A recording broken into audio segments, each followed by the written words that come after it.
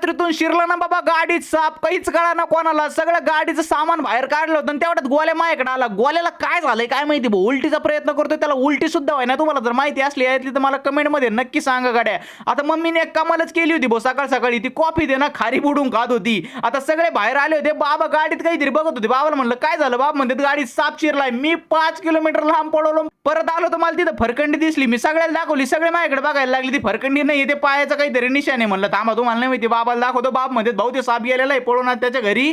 ती गाडी पुढे माग कर, थोडी आवाजाने असला त्यात निघून जाईन. म्हणलं आपली काही इज्जतच नाही भाऊ. प्रज्ञेशला ना कॉलेज मधून टॅब भेटला होता, त्याने मला दाखवायला आणला होता. म्हणलं वा प्रज्ञेश, तो म्हणतो हे सबस्क्राईबचं बटनच दाबा ना भाऊ, तो युट्यूब चॅनलचं पब्लिकला दाबायला लावू दाबत नाही. म्हणलं चांगली स्ट्रॅटर्जी भाऊ आपले सबस्क्रायबर वाढायची. तुम्हाला आहे नाही फळी दिवस राहिली नाही, याच्यावर काहीतरी आपले चित्रकार कारागिरी करणार आहे बरं का. आता ट्रॉलीला कलर दिला होता.